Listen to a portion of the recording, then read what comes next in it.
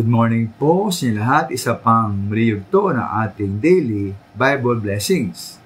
Pamagat po ng ating aling umaga ay ang mahusay magturo. Ang mahusay magturo. Tayo mananalan ko turo, di po ba? Magulang sa anak, tuturo. Mga kuya at ate sa kanilang kapatid. Ang pastor at teacher sa iglesia. Mga nangangaral, Bible study leaders, soul winners, nagtuturo po sa lahat. At para po sa akin, ang isang mahusay magturo, ayon po sa Luke chapter 6 to 1942, ay may dapat tatlong katangian. Una po, ang mahusay magturo ay dapat may tunay na kaalaman at karunungan. Kaya po tanong nga po na ating Panginoon Jesus sa verse 39, na maaari kayong mag-akay ang isang bulag sa kapwa niya bulag. Pero silang mahuhulog sa hukay kapag ginawa nila ang ganon. Di po ba? Kaya bawat po nagtuturo ay dapat magsikap na lagi magbasa at mag-aral ng Biblia. Dapat din siyang walang tigil sa pagkuha ng kaalaman at karunungan. Dahil ang pagtuturo nga po ay pawang pag-aapaw. Kung tayo tuyo, ano ang ating may tuturo?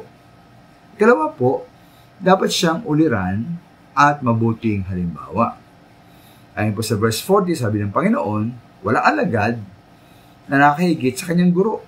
Ngunit matapos maturo ang lubos, ang alagad ay makakatulad ng kanyang guro.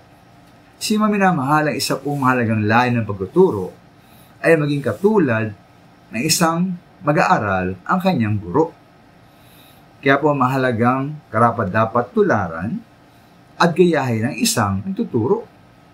Pinamumuhay niya dapat ang kanyang tinuturo. Pangatlo po, siya po dapat ang mahusay magturo, dapat siyang may sariling pagsusuri o self-examination. Kaya nga po sa verse 42, ay dapat ng isang tao ang troso sa kanyang mata nang makita niyang mabuti at upang maalis niya ang puwing ng iba. Dahil kung may troso nga po kanyang mata, para siya makakita ng mahusay. Kaya po ating huwag pansinin ang iba na walang naunang pag-usuri muna sa ating sarili. Bago tayo pumansin sa iba, ating munang pansinin, suriin ang ating sarili. Kung ating makita, ating sariling kamalian at pagkukulang. Kaya po isang karangalan po ang magturo, di po ba? Magulang, teacher, kuya, ate. Nawa tayo po yung mahusay, magturo, marunong, isang modelo, at may sariling pagsusuri. Maraming salamat po.